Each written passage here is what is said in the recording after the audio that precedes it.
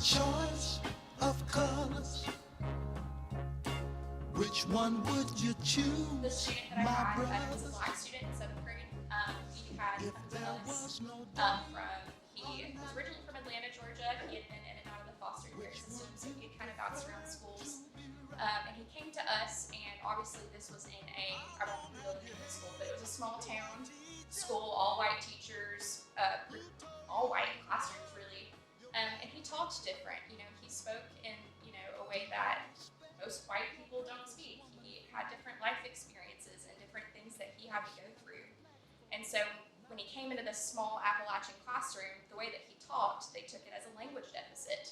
And I had to explain to them, no, like he's speaking clearly, he's speaking fine, it's just not in a way that you were used to speaking. You know, and some of his behaviors that he had, you know, I'm trying to remember, you know, he just did things that they did not see as like typical of a 7th grade boy, but I had other students who were white that they didn't have issues with that. And I don't want to accuse them of being racist, but I think their thought process was racist. I don't think they were intentional in that action, but they hadn't gone through that process of unlearning the racist thoughts they had about how children behave in child development. So I had to have some tougher conversations about equity and how we treat children, and there's a lot of studies that show that black boys are over-identified with autism and intellectual disabilities, so that was another big thing that I had to discuss, and we took a long time to qualify this student because I wanted to make sure that we weren't qualifying him with something just because he was black, not because, you know, we wanted to help him. So as a teacher, and I've moved to a new school system now, I teach in a local school now, and I can still see some of that. And again, I have to check my microaggressions, and I have to check things that I need to unlearn all the time. So I think Alex made a good point that it's on white people to unlearn those things. It should not be you guys constantly teaching us over and over how to treat people, and putting those building blocks in place to make sure that we're all getting what we need. I think that's the real goal. And so no, I don't think we're there yet. I think we've got quite a ways to go.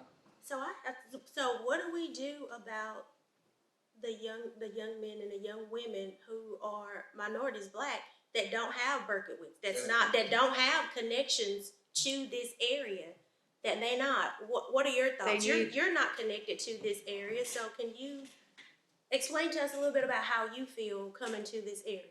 When I first came here, it was just like I'm sticking out like the elephant in the room, because I'm a tall guy and I'm black, obviously. So it's like every time I go to class, it's 20 people, me and luck maybe a teammates or a classroom, and he's black. If not, I'm the only black guy. So now it's like, wow, I see what it is. It's really happening. I'm living racism. Like not even knowing they're doing it or anything's happening, but you can tell they look at me different. The way I dress, the way I talk, everything is obviously not what they're used to. So it's like it's a whole different. It's a culture shock, like not what I'm used to. So that's really where my head is at with it. Like we're really living this. When is it gonna end? When and why is it gonna stop? It's so interesting because I went to Wesleyan too, and I remember being a freshman in like a sophomore or junior level English class, because I had taken classes in high school, and I was the only black person in my class. And I can remember my professor all semester picked on me. It was almost like he wanted to see why I was in this class, like to prove to himself that I was smart enough to be in this class. So it's just like, I feel you there, even though I'm from Athens. It's like when you get on campus as a black student, it's a completely different world. And once again, you're just a black face in a white world. So Josh, so you're not too far out from Billy. You graduated in what year, Josh? 14. I graduated in 2000. When you were there, Josh, were there any African Americans on faculty? 2. Actually, One was Brandon. one of them he considers himself African, not African American. Yeah. He was new, and we had one, I think, that left maybe the next year. So when I was there, there was 0 on faculty and staff. One worked in the dining hall. She still works there. There was 3 in the dining hall. 2 of them still work there. And no one on faculty and staff. So Billy, now what do you see? I see you getting more growth. Obviously, I'm coached by a black coach, and then my assistant coach is black. So like, we're getting more diverse. I can see it's like changed from my first year.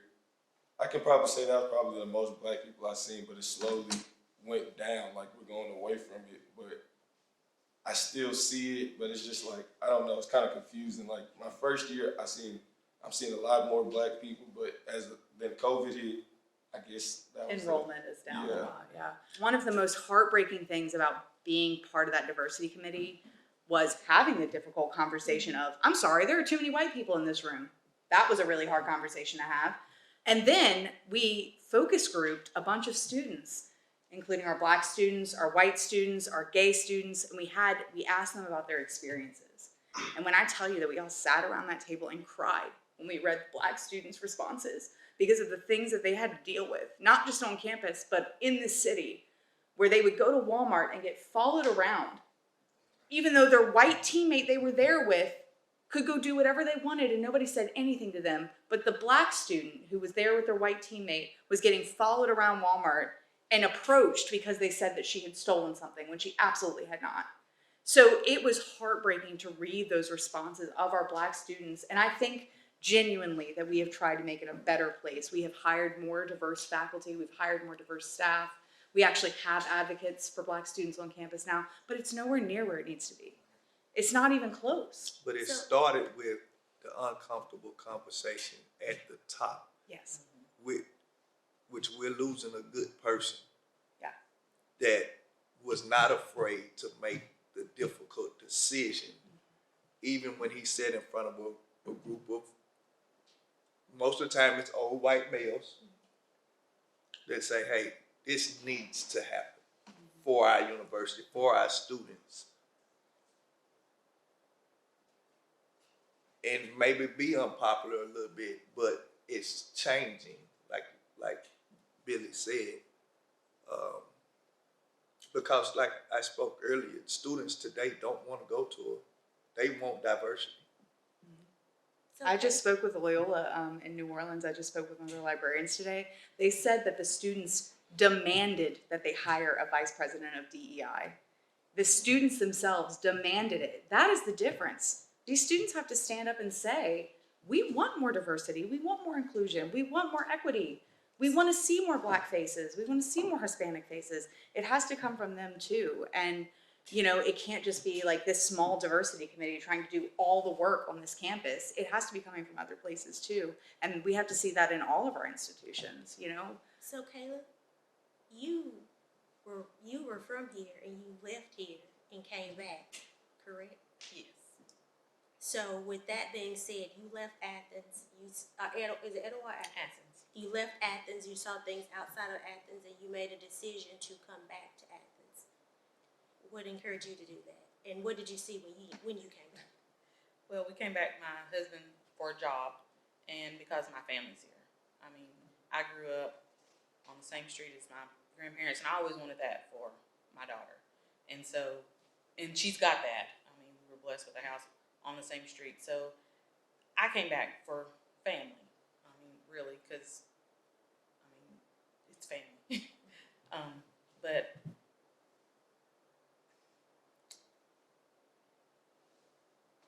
Athens is not our favorite place just because of that lack of diversity. And so it's hard finding that. And also, I homeschool my daughter. And so that adds another level. And then there's few minorities that are also homeschooling. And that's our thing. It's just, there's no diversity. And people aren't open to it. You know, it's just, I don't know. It's just, it's hard. Y'all came by the school. Yeah, I was just getting ready to Yeah. say that. Yeah, that was us. That And was so there. that was an intentional decision by our president. So one of the first people you saw, Yes. which is different. Like you said, I had a phone call when someone was calling to set up a visit for their student, for their child. And their response was, wow. You know, I didn't expect an African American to answer the phone in the admissions office to get students at the University of Tennessee Western, because a lot of it, when I click on your website, which has changed a lot since I've gotten there, but it used to be on our website, it was maybe one. So I'm going to interrupt you there because you made a key comment. You said a key phrase, and that was intentional. We all have to be intentional when we walk in the room, when we hear things, when we see things. So I'm going to put this question out there. And this is actually a question I would like to hear from all of you on. Exactly what are your plans when it comes to being intentional as we move forward? Well, going back, I'll answer the question. Going back to what Alex said earlier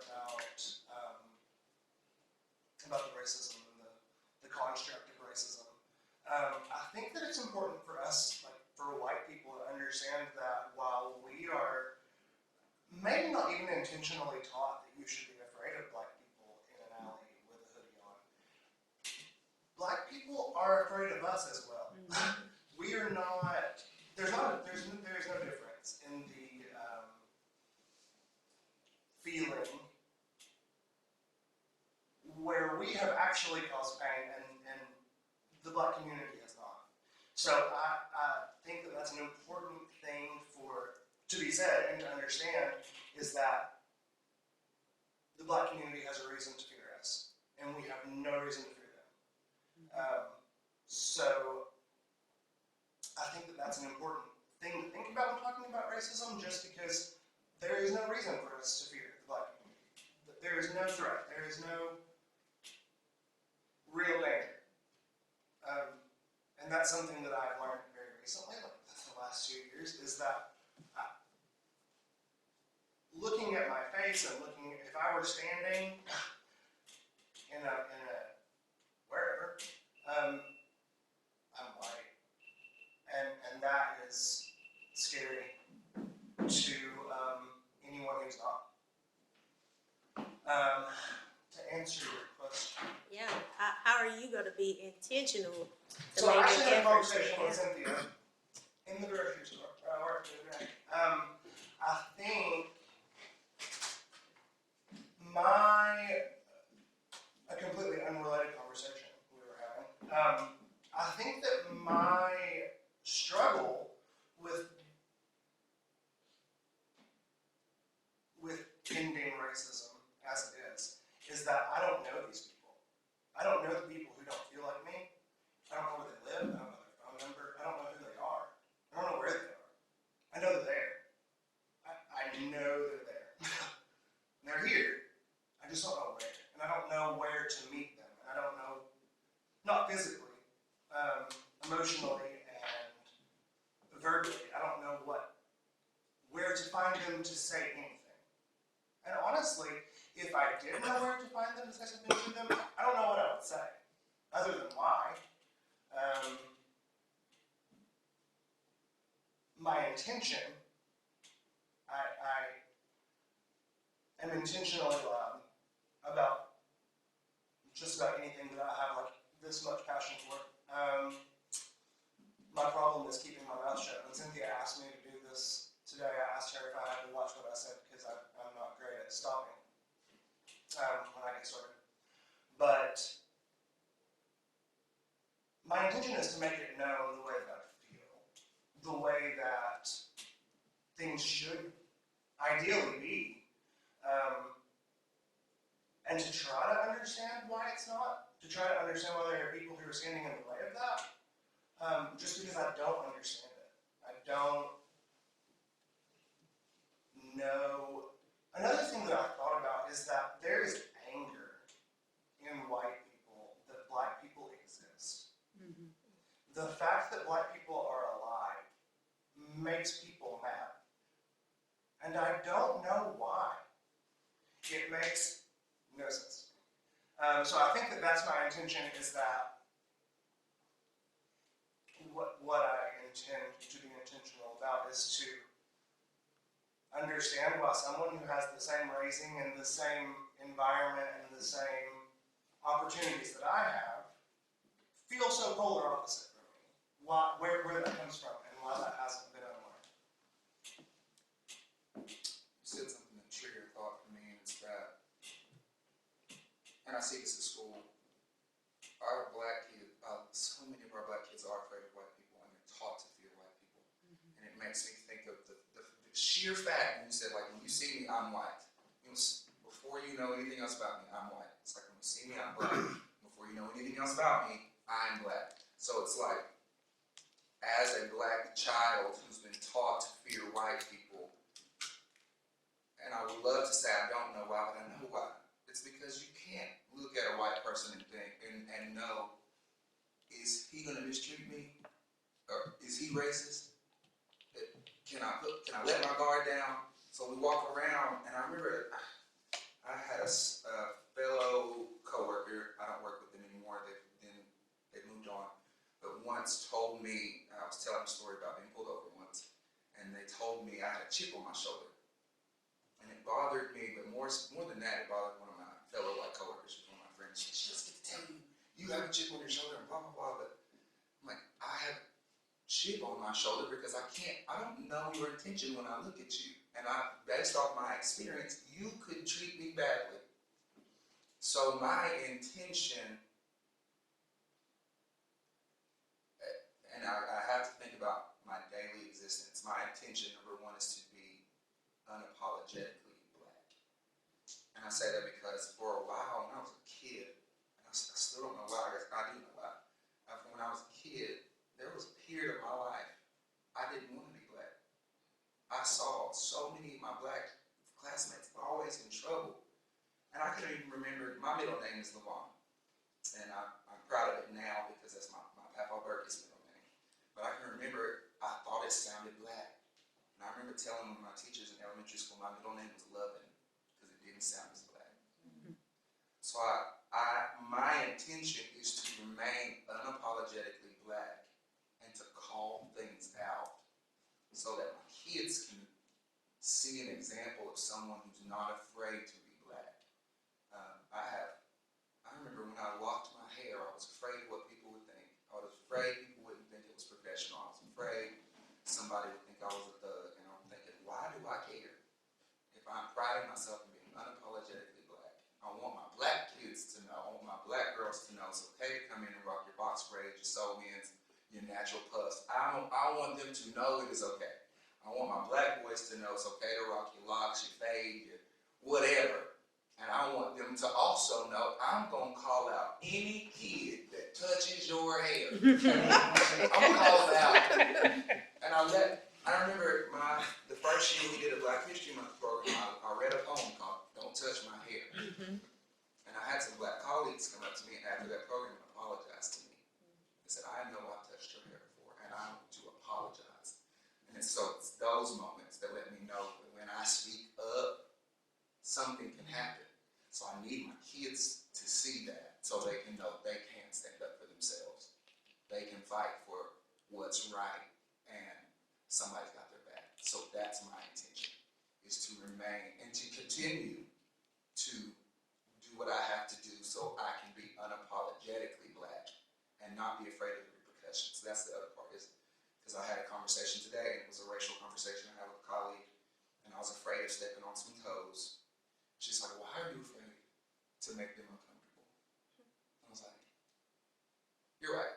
Mm-hmm. You're right. I've never been afraid to make somebody uncomfortable before. This is just going to be another one of those moments. So my intention is to continue and to ramp it up even. Yeah. Unapologetically black and letting my black kids see me be that. My intention is very similar.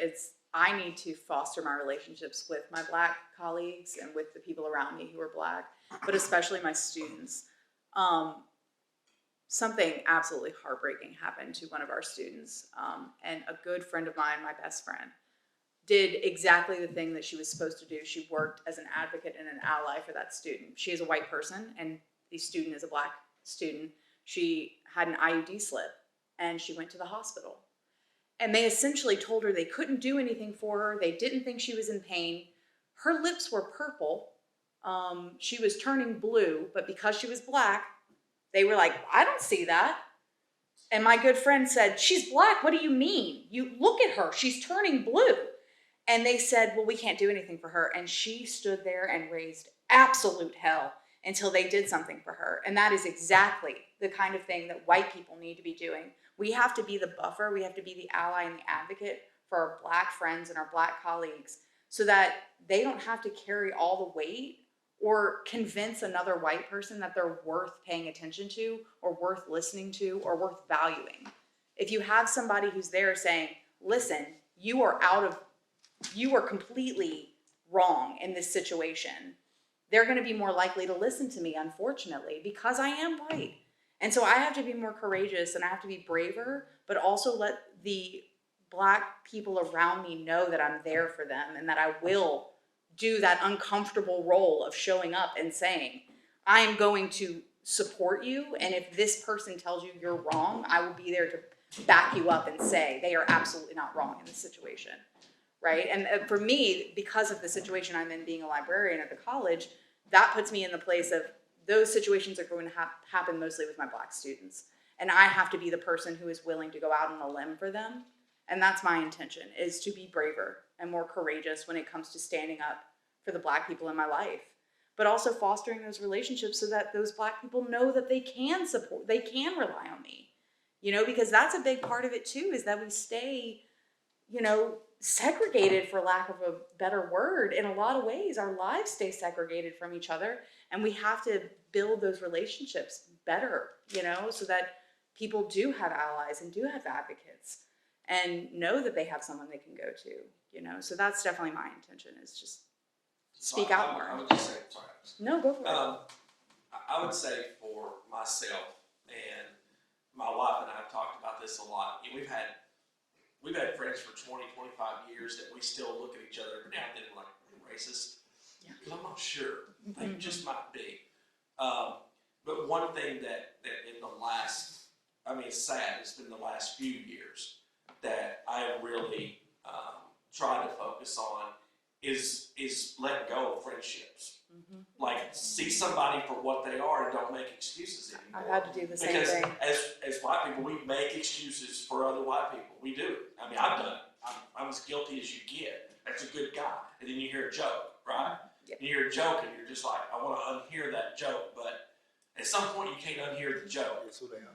And so we've cut people loose. And it's just been like, you know, it's a deal breaker.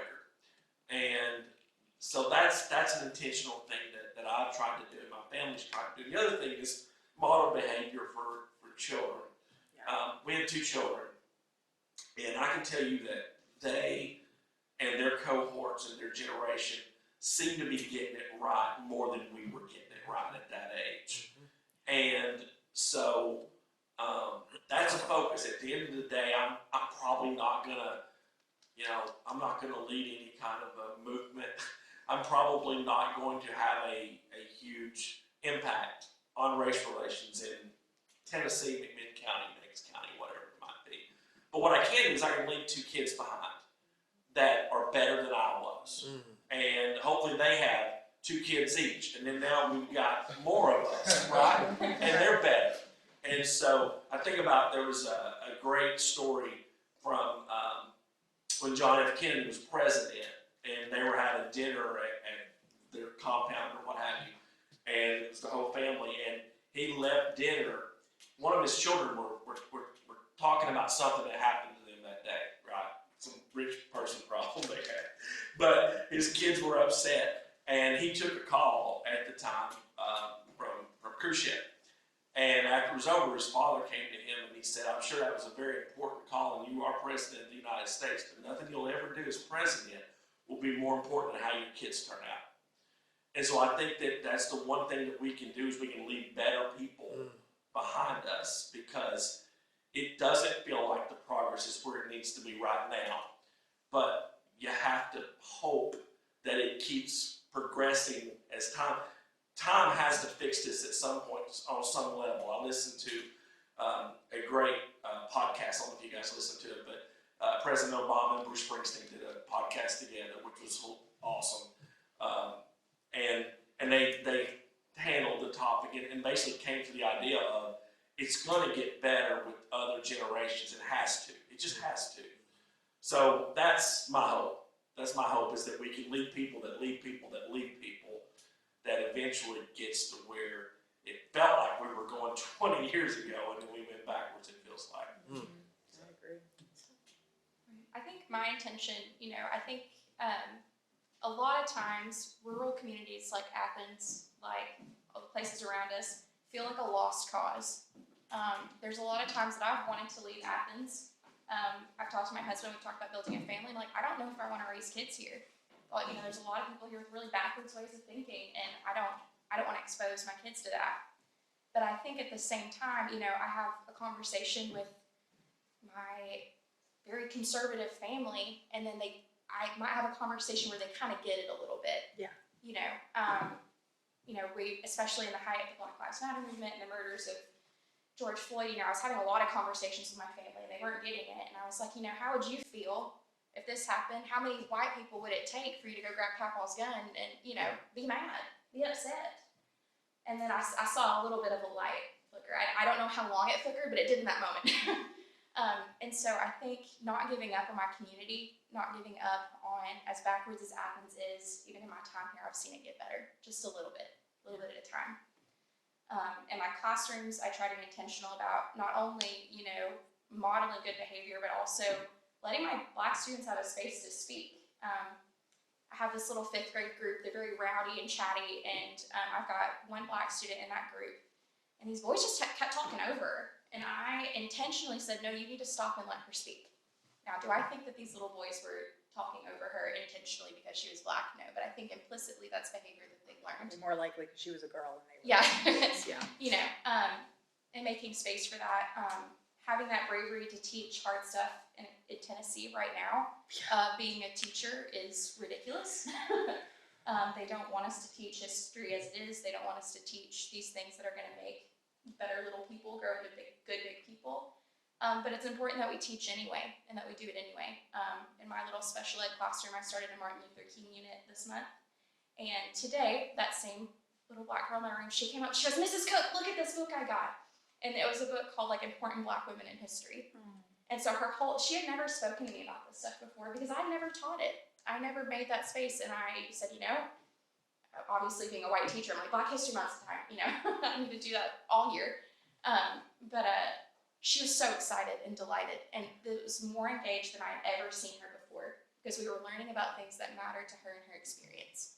So on top of calling out my white family, fighting for my community, I think also just knowing when to stop and listen is really good, and making space for my Black students to talk, my Black colleagues to talk, my Black friends, and supporting them and the things that they want to happen. I think that's just as important. I feel like my intentions would be is just having that conversation with my peers. Like you said, we don't have anything the students don't push to do. We have BSU, don't get me wrong, but to end racism, we can have that conversation. I feel like I'm just as guilty. Like, I won't talk, I'm not worried about, that's not my main point is racism, but we need to have that conversation. We need to sit down and I need to stand up and be like, let's have this conversation, have a sit down conversation. Be uncomfortable with the uncomfortable. And I just feel like that's my intention, just be able to express how I feel with anybody at any given time, just to let them know, have this conversation. Being only 22, we're not worried about racism right now. That's not our main focus, but it's still happening in today's life, in our everyday life. You may not notice that's happening, but it's really happening. And I feel like that's just my number one intention, is to just have a conversation. Can I say, y'all speaking up would have so much power on our campus because you guys do have the power. There are more of you than there are of us, and y'all pay the bills. So at the end of the day, if y'all stood up and said, we want a vice president of diversity, equity, and inclusion, they have to listen to you. And it doesn't mean that it'll happen tomorrow, but it means that the next generation of Black students who do come to Tennessee Wesleyan have that, and they have you guys to thank for that because you stood up and you said, we expect this of you. This is important, and if you want to actually end racism on this campus or end systemic racism at our institution, you're going to do something about it. And you guys do have the power. So just keep that in mind. Like, as you're ruminating about what we're talking about here today, like, as a person who's on the diversity committee, like, I would love to see students say, we want more of this. We want to see somebody who's in charge of this, who's focused on making sure that not just my experience, but the next generation have a better experience. I just wanted to put that out there because I think that the students don't realize the power they have, you know, how much power you really do have on our campus and how much of your say matters, because it does. So Kayla, what about you? Mine, I have not always spoken up. So, but I am doing more of that, and I'm being more intentional on doing that. For a while, you just get tired of being the only black family, or being the only, and so sometimes I would just be like, I'm not gonna worry about it, we're not gonna do it, or here we go again with, you know, this talk. And so now, instead of going away from it, I'm like, no, because if I don't say anything, who is? And, you know, the circumstances are just what they are. If we're the only blacks, then we're just the only blacks, but we'll be the ones that give them a different picture of what black people are, you know. So, like I said, we've gotten the, oh, you're so nice. Oh, I can't believe how sweet you are. You know, oh, your husband is the sweetest. You know, you're just like, that isn't most, I mean, I don't know. Most of the men in our family, they're nice. They're sweet. They do for their wives. So he just does what I've seen my uncles do, what, you know, and so I'm just like, just being more intentional about saying that instead of just shying away from those conversations with them and just being more vocal whenever I see something that I'm just like, you know, that's really not okay to say that, or it's really not okay to do that. Like, you know, when it comes to my daughter, I'm more vocal. And so, like, when little girls would touch her hair, it's like, hey, don't touch her hair. I mean, you don't want people touching your hair. And so it's like, she doesn't want you to touch her hair. You know, so that kind of stuff is just, but I realize for myself and for my family, is like really just stand up. Like I said, unfortunately, we are the only blacks in a lot of circumstances, and that's like, that's just my intention, is just be more vocal when I see even the little, because I just, you know, you just let them slide, because you just get tired, you know. You're like, you're just constantly, and you're like, I just feel like a broken record, or I'm just like, oh, it's this again, you know. It's like, that's not okay. So about you, Tanya? So for me, two things. I heard the word fear, especially with Josh and with the young man sitting over there. So my goal has always been going into, because I was taught, and I'm thankful for having a father in my life, but he taught me not to fear anything, especially when you're doing the right thing. So for the Joshes and the Billies of the world, it's for you not to ever fear anybody because you are black. But you hit on the key point when you said we fear white people and white people fear us, but it's two different spectrums. Two different kinds of fear. Yeah. Our fear is you could say anything, and it could be totally wrong, and it will destroy me. And they will listen to me, and they will ruin your life. Absolutely. Yeah. Y'all's fear is a physical fear. They're bigger, stronger, whatever they think that fear is. They fear that. But our fear is that of, like you say, a fear that, like maybe you said, well, I didn't want to step on someone's toes because I fear I may lose my job. My wife heard me speak on good trouble. If I lose my job for standing up what's right, I believe the Lord's going to take care of me. So you can't be afraid to lose a job. You talked about, even like you talked about changing the word. Like it only takes one or two.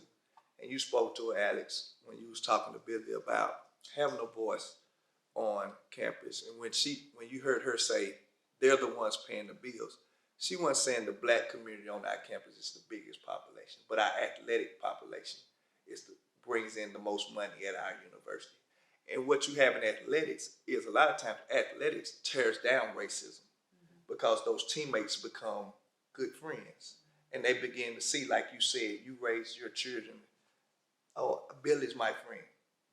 Even though I'm white, he looks like me, and that's not right, what you just did to Billy.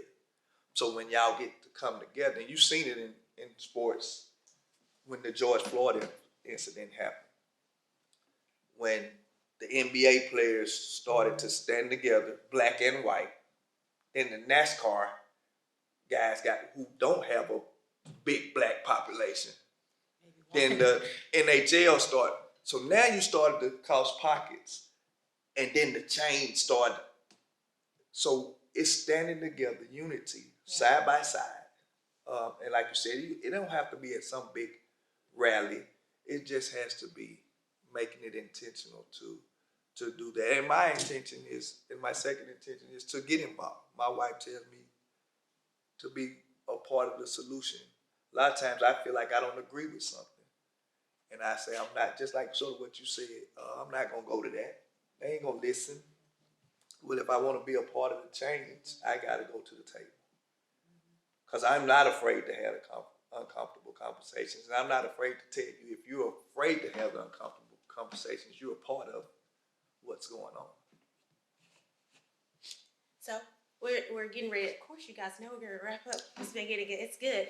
But for me personally, I remember sitting in a workshop for I don't know how many years ago, and for some morbid reason, they had us draw a tombstone on our little piece of paper that were representing us, and had it state on there what we would want our tombstone to say.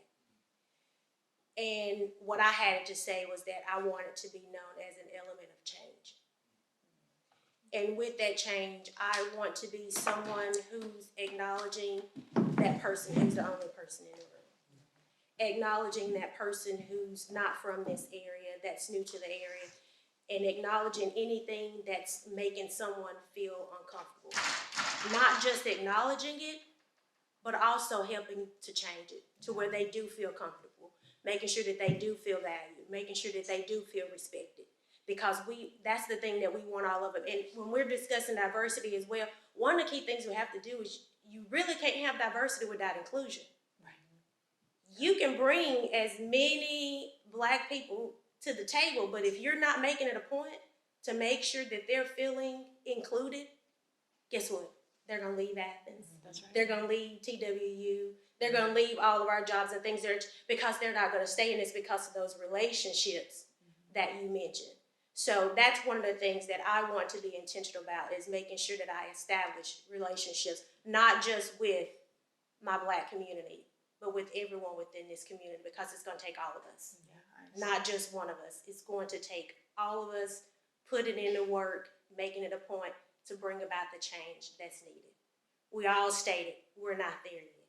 Yeah. But there's hope. There is hope. There is Exactly. hope. Us being able to There's have hope. this conversation is hope. Yes. You know, so I think it really says a lot. Yes, and I'm a spiritual person, so I'm always going to have faith. I'm going to have faith, and I'm always going to say, with all of the darkness, with all of the bad that's going around, don't let that darken my heart.